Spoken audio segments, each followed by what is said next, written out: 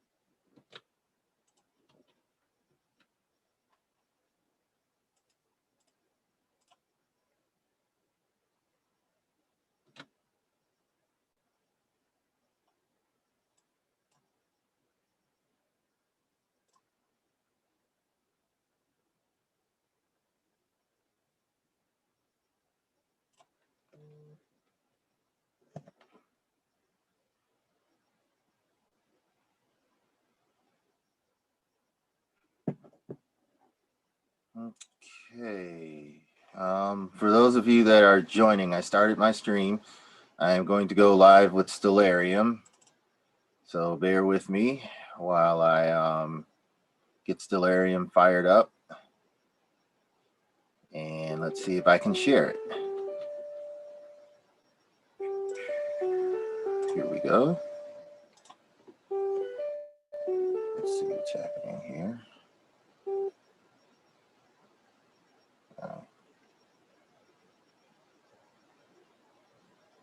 Alrighty. So let's see who I have in the stream. I have to go to YouTube Studio. So right now I'm blocking Stellarium. Those of you that have joined, you will see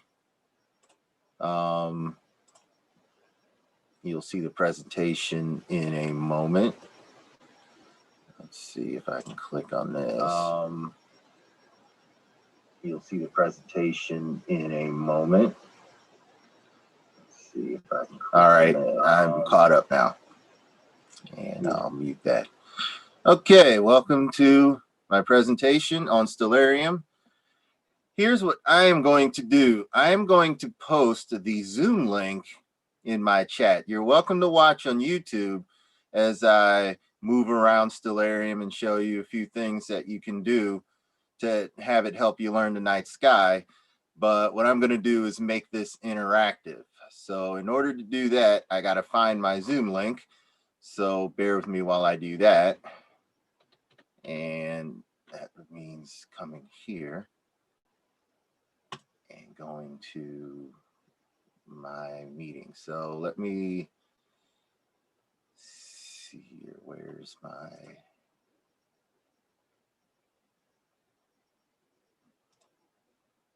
All right, copying the link and posting it to the chat. Thank you for the Raju family. I believe that's you, Amri.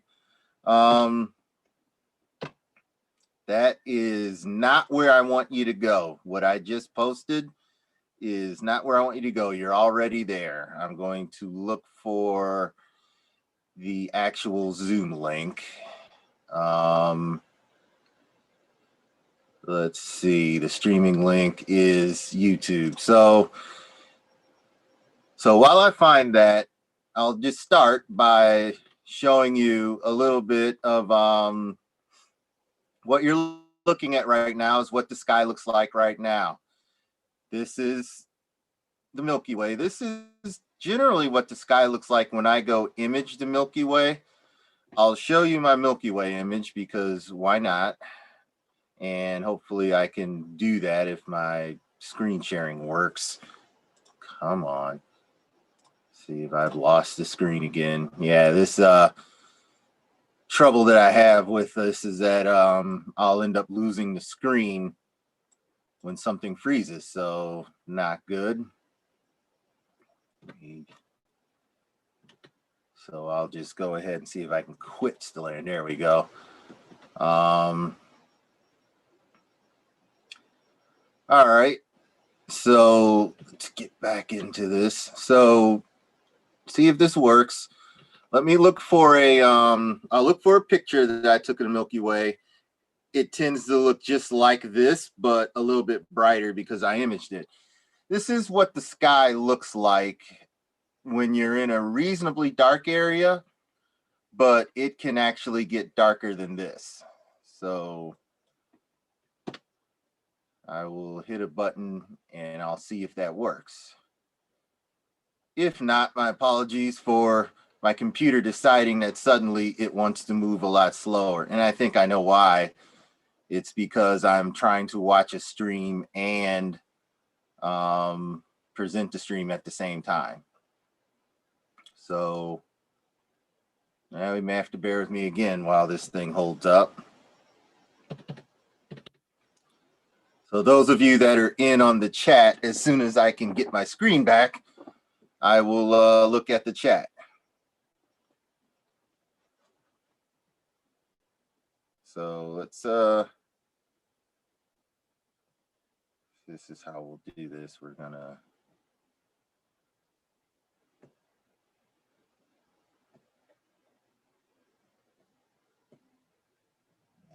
try and join up. So there we go.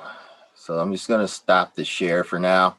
All right, it's me and my smiling face. That's definitely what you didn't come to see, but we're going to make it work.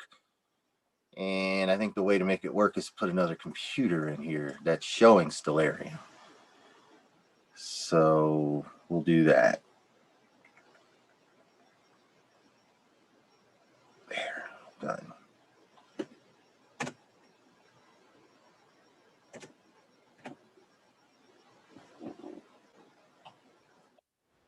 All right, so now you see two of me. And cloning is hard to do, but you can do it. And so on one screen, let's see, I need to I've made myself a co-host, so I need to share content. And I need to fire up Stellarium. All right.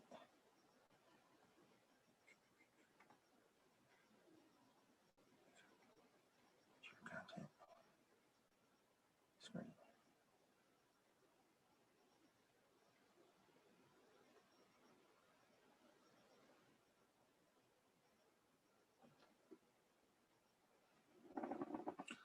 Okay, so now you're seeing two of me. I'm sharing the screen now, and this is what Stellarium looks like.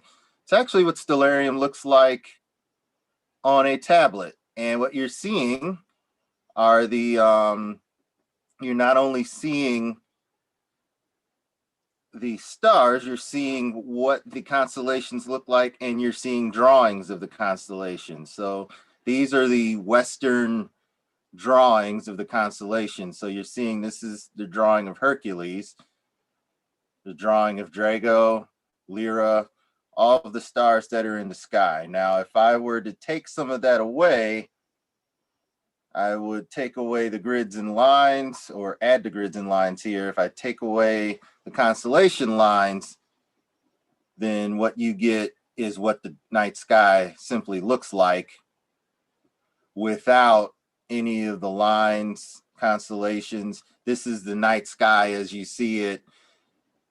And this is how dark the night sky could look if you go to a dark sky. And that's how bright the Milky Way looks when you're looking at it that way. Those are the constellation lines. And if I hit the atmosphere button, here, we'll do this. We'll take out the constellation. This is a pretty good night, but not as dark as it can get. So this is what our sky typically looks like in a rural town. So this is what you see, but this is what you could see. That's how dark it would get if you had no atmosphere.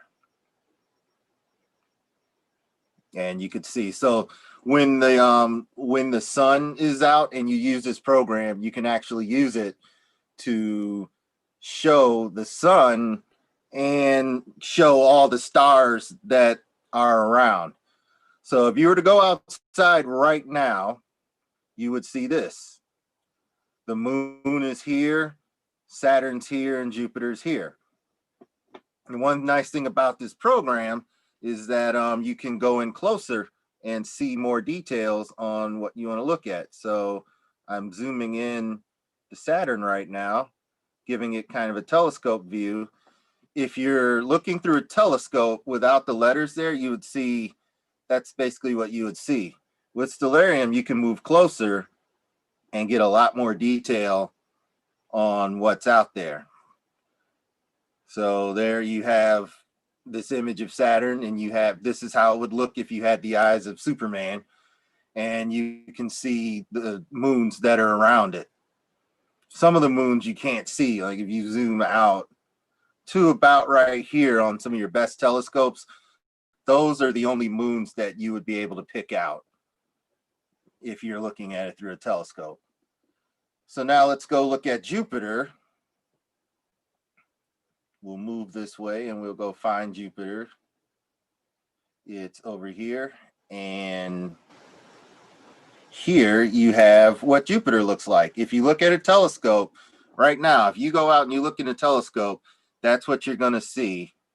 And I don't want it to track away from me, so let's see if we can stop that from happening.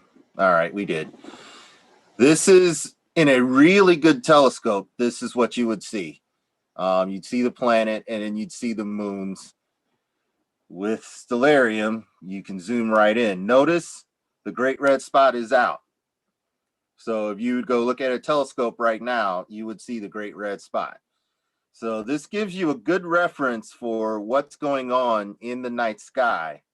Stellarium's free to download on a computer, which is what I was trying to use at first, but didn't want to work. And then you can download it on a tablet. You can use it to control a telescope. And I have it on a different tablet that I use to have it control where my telescope goes. Some other objects here. When you see things like this crosshair here, you're looking at a deep sky object. So if you're curious as to how it looks, you just use this program and you zoom in. That's M19. It's a globular cluster. Doesn't look like much, but this tells you what you're looking at. So it's a great way to learn about the night sky. And I've used it in programs like it a lot to see, you know, just what's up in the night sky, just where I want to point my telescope, or even where the Milky Way is, so that if I want to do an image of it, now's the time that I would go ahead and fire an image. Now, of course, with the moon out, it's bright enough, the Milky Way isn't as visible. We bring the atmosphere back. When the moon is out at any time, it brightens the atmosphere, and this is pretty much what you get with the sky. And this, you'd go outside and say, well, this looks like a pretty good sky. There's a dipper, and oh, there's the ISS. So this shows you when satellites are moving. So now you know, if you go look outside right now, you would see the ISS crossing in front of the face of the dipper. So this is happening in real time. And it says I'm pointed at a star. Let's point at the pointer star here. That's one of the pointer stars to the North Star, which is, I'm going to put that in the center right here. There's Polaris, the North Star, and the stars that you're seeing around it, these stars make up the Little Dipper. It's often hard to see all of those stars. Most of the time when you see them, you only see a couple of them. And I'm not sure if I can, with this program, changing it so that it looks like a city is, that's a little harder to do on the tablet. So we have another satellite moving along. And if you wonder what that satellite is, it's a Starlink satellite.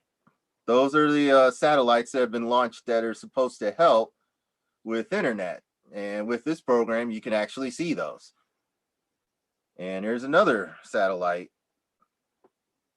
another Starlink satellite. So, so this not only tells you what's in the night sky, it tells you all the man-made objects that are floating around in the night sky as well. And then let's see if you can get you get more information about it. And if you feel like reading that, feel free. I would say go right ahead and start reading. So now I am going to, let's see. I'm going to exit full screen here. I'm going to see who is watching. I've got Chris Nichols saying thumbs up. The Raju family saying perfect. Definitely go out and download this program if interested. The computer program is pretty good, but the app over here, the app that's on the tablet tends to show a lot more information. And the nice thing about the tablet is that you can bring it out. Stellarium is gotten a lot better over the years than it used to be. It has it's done a lot better when it comes to showing what's in the night sky and presenting that. So here's another thing that we tend to show a lot. Well, there's two of them. You've got the Andromeda Galaxy, which is here, and you've got a pretty good picture of it. And so you've not only got that, you've got M31, this galaxy M32, and then you've got this, which should be M110, but it's not showing it for some reason.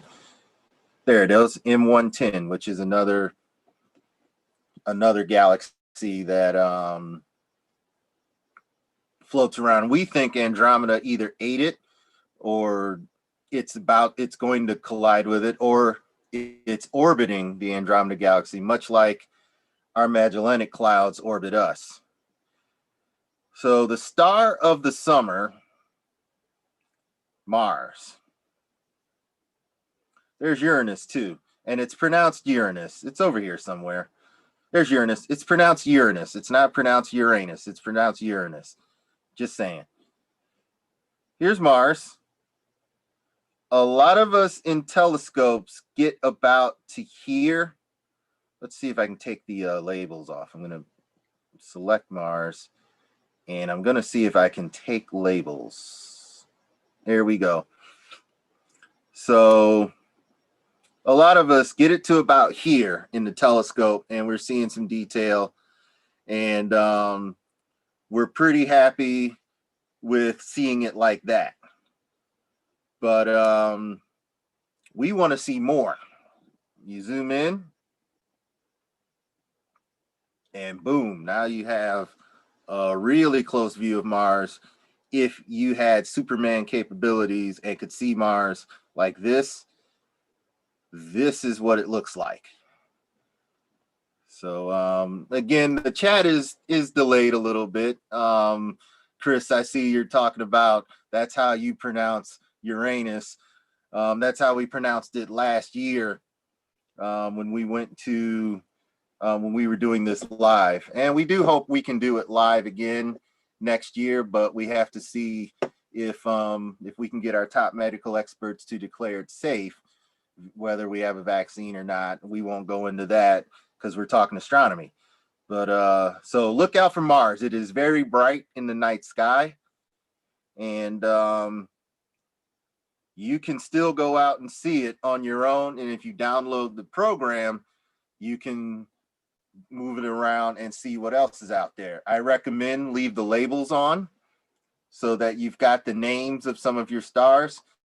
And I recommend throwing on the constellations so that not only do you get an idea of what the constellations look like, you get to see things like this. Like, this is Perseus. No, this is not a Spartan. For those of you that might be from Michigan State, I don't think Perseus was a Spartan. I know the helmet looks similar though. I'm going to answer a question in the middle of this. I have a question. Can a 10-inch telescope see what these planets like what you're showing, or what size do they need to be? I'm going to answer that question and say a 10-inch scope shows it a little smaller than what you saw on the screen, what you might be seeing now. But a 24-inch telescope begins to show it in a little more detail. The size that I expanded Mars, no telescope sees that. Maybe the Hubble telescope will see it like that, but that's something that you would have to see with a something orbiting Mars. So so that I know there's a bit of a delay in me answering the question, but that's the answer to your question there. So again, so interesting mythologies. You've got Perseus. You've got Perseus here, and you've got the head of Medusa, the star Algol, and this star Rho Persei are the two eyes of Medusa. So when you look into the night sky and you see this, remember the head of Medusa is over here where Algol and Rho Persei are. Those are the two eyes of Medusa. So you should probably be careful if you're looking in that part of the sky. Other things you probably knew about but didn't know. Let's look at Aries. This region in the night sky is Aries. 3 bright stars. That's about it. Somehow you have a ram out of, well, there's 4. 41 Aries is part of the ram. You've got the rest of these stars, but all you have is basically the ram's spine and an eye. And you have Aries. So some of the constellations maybe took a little more imagination than others to draw. Pisces, the fish, probably makes a little more sense if you take away the line. Of course, I have the constellation showing, so now I get to figure out how I did that. Let's see if I can. Probably not. But you can see the fish. I'm not going to. Okay, they went away. You notice it's Pisces. And now without it, you can hardly see any of the stars at all. So it helps to have something like this so that you can actually see what the lines are and what the drawings are, what the constellations look like. There's Pegasus, the upside down horse. And see, J. Craig Music, you just asked a question about, is the Andromeda constellation a part of the Pegasus Square? Yes, it is. And I'm answering that a few minutes into, you'll see this answer eventually, J. Craig. There's Pegasus, the upside down horse, and there's Equus, the bodiless horse that you never knew of, but it's floating around there next to Pegasus. And Delphinus the dolphin. Now, to answer your question, J. Craig, here's Andromeda, and this line here would normally be Pegasus' other legs, but it's also Andromeda's body. So what's been drawn here is they didn't draw the rest of Pegasus down here. They just chose to draw Andromeda. And yes, these two, if I take away the lines, there is the great square of Pegasus right here. And then this line, they're pretty much co-joined. Now, if I were to go to a different civilization's version of these constellations, you'd see something totally different. I'm going to give that a try. Sky cultures here. Let's see. What did the Arabic lunar stations? Let's see if that shows. Oh, there they are. This was called the bucket cord. And then there's two lines here. Different cultures saw the sky a lot differently. So how about, well, okay, we'll go Chinese, and this is how the Chinese saw the night sky as it looks. You wouldn't recognize any of these constellations unless you grew up in China. How about Egyptian?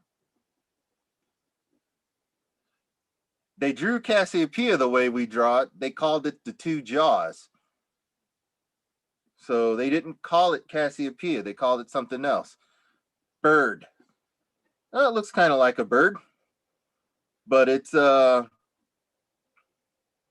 it's not the way that we draw that. In fact, I'm looking at it. This is the region where they call bird. That's the region that I just showed you was Perseus in our mythology. And this bright star here, we showed you in Western cultures, those are the eyes of Medusa. But in Egypt, it's a bird. How about the Sioux? Elaborate. You've got the dried red willow and the elk, where we call it Pisces the fish, they call it an elk. And what was a horse in our mythology is a turtle in the Sioux Indian tribe. Not much else here that they've got lined up. They've got the salamander up here, where, and I do believe we call that Cygnus the swan. They call it salamander.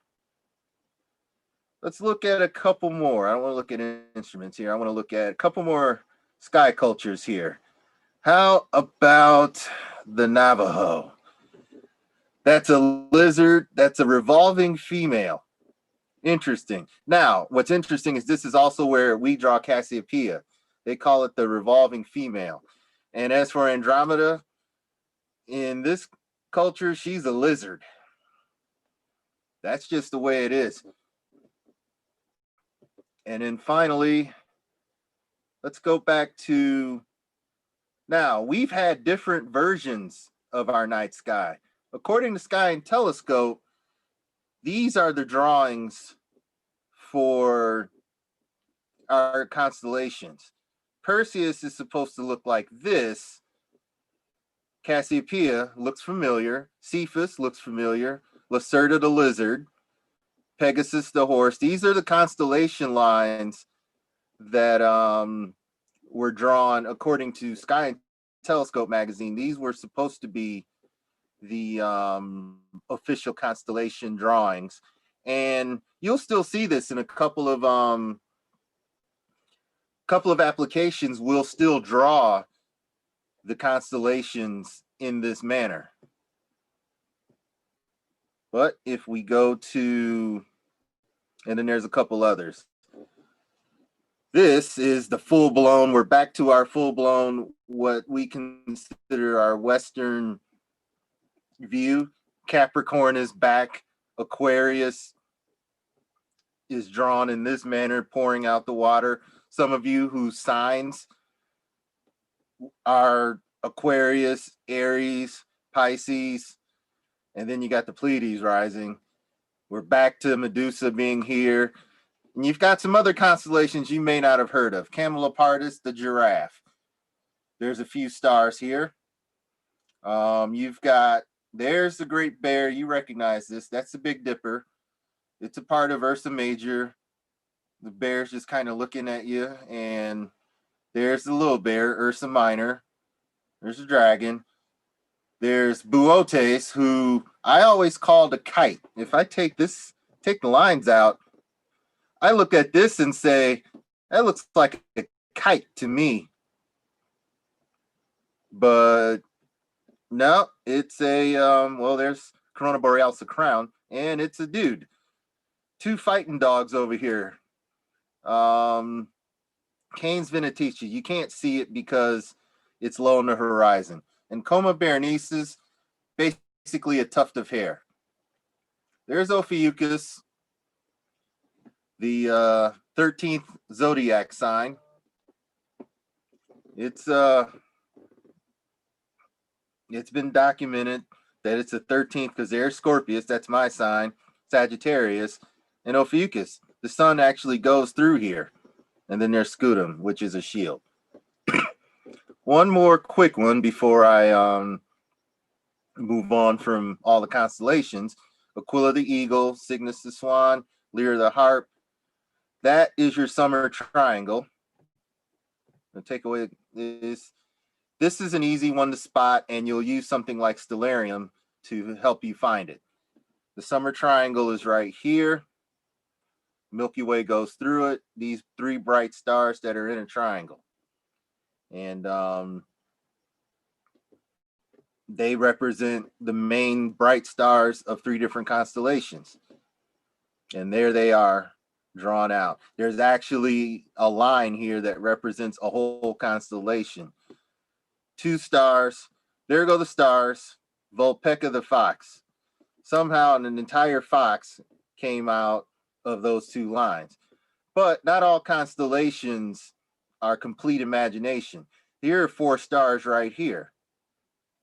Turns out they call it Sagittarius to the arrow. Looks like it's constellation. And this little thing doesn't have its own constellation, but probably looks like a coat hanger. And that's what it's called. It's the coat hanger. So with Stellarium, very easy to tour the night sky. And that is basically, I think one of the best uses for Stellarium is learning the night sky. You hold this up, you look at it, and then you match it with the stars. You can turn the lines on and off. As soon as you see the patterns, you now know what you're looking at. Now, there are lots of objects that are in these things. I showed you the Andromeda Galaxy. I showed you Mars. Those are the basic ones. There's other really cool things to look at. If you look around the Dipper, there's tons of objects. And in order to find those objects, we click on search and we type them. Now, I happen to know something called M51, the Whirlpool Galaxy. Pulled it out of the top of my head. You zoom in with your telescope, and if it's a clear night, you're not going to see this. You're going to see something that's shaped kind of like that, but that is an image that you take with a camera. And but you will see the light from these galaxies through a telescope. So this is a good way to learn about what sort of objects are in the night sky. Now, I happen to know there's another one, M101, another spiral face-on galaxy that we can see.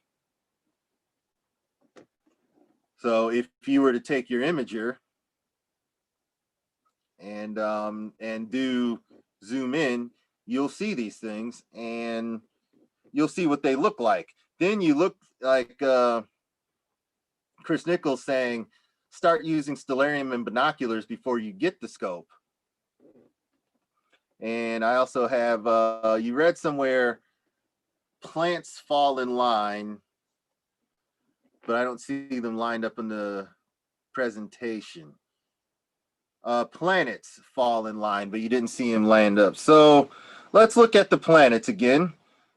Planets are on something called the, oh, and I just lost the name of it. The Chris, you can help me out with this. It's not the, it's the equatorial. Well, it's also the line where the zodiac signs fall. It's basically the plane of our galaxy. and the name of it is escaping me because I completely forgot. Ecliptic. Thank you, Chris. Thank you for saving me. So here you go. On the ecliptic is where you will see all of the planets. You will see the zodiac signs like Sagittarius. When it comes to being in a line, that's basically what we mean. So if I zoom into this area right here, and I can move in any direction, and you're going to see zodiac signs and planets. There's Scorpion. There's Ophiuchus. We believe that's a planet. Libra, the scale, you can barely see it. It's lit right here. So the ecliptic goes down into here. It goes in on a curve. So it comes back up. Microscopium. You never knew that was around in the zodiac. There's Capricorn. The microscope is below Capricorn. All you Capricorns, when the sun shines through your constellation, that's how you get born. There's all you Aquarids out there. All the water-bearing signs are here. Pisces, that's along the ecliptic, and up there's Mars. There's Uranus. Not Uranus, Chris, it's Uranus. And you have Aries. Notice how all of them are in, and Neptune, there's another, the planet.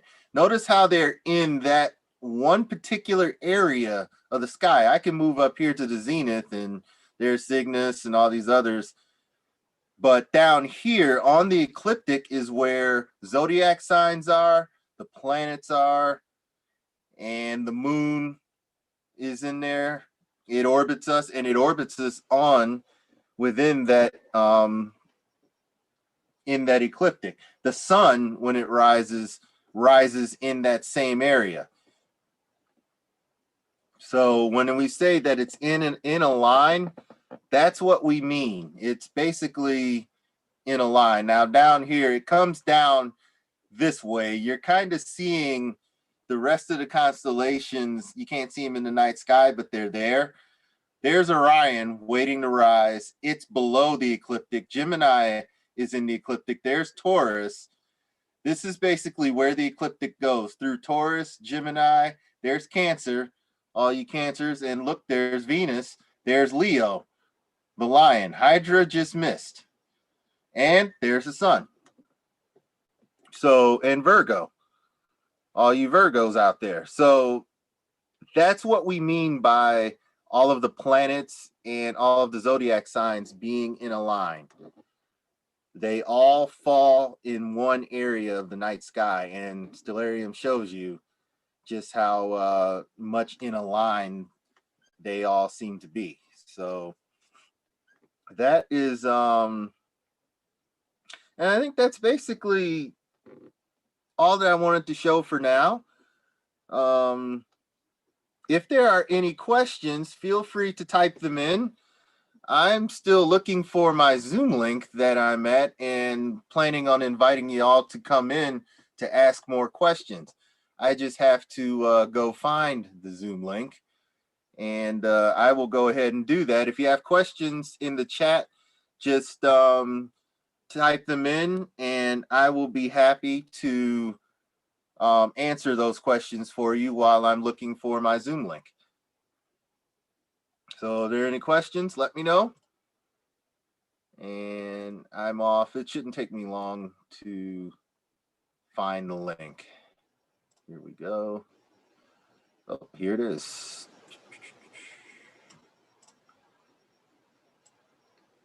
Oops, don't want to do that. All right, those of you that would like to join me in the Zoom link, there it is. So feel free to join me. If you have other questions, I will let you in the link. You can chat more, ask more questions about what's going on. And I'll be waiting for anyone that decides they want to join. Good. I could quit Stellarium over there, and I'll be sitting around in Zoom.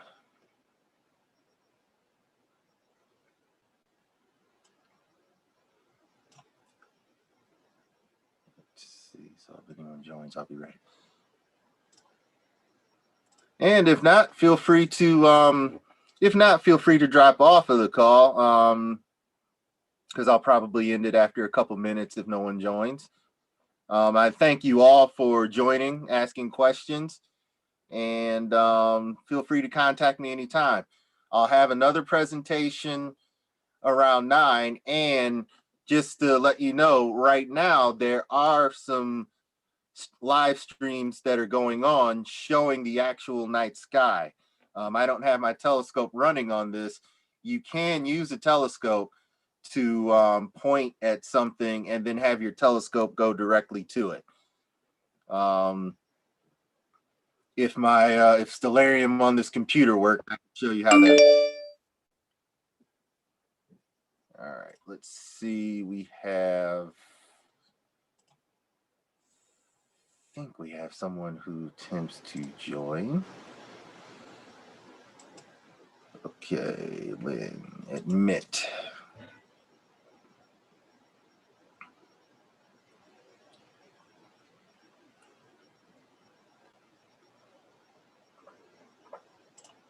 Let's see. Thank you. Thank you, Raju, or the Raju family, Amri.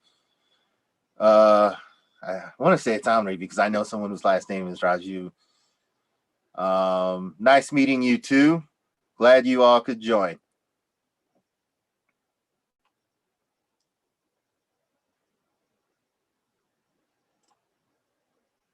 All right. Welcome aboard, Lynn. I am going to go ahead and I'll go ahead and close down the live presentation.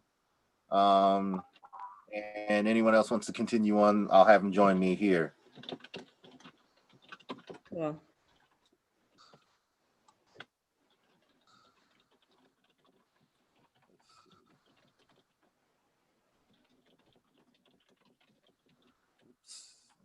Typing it.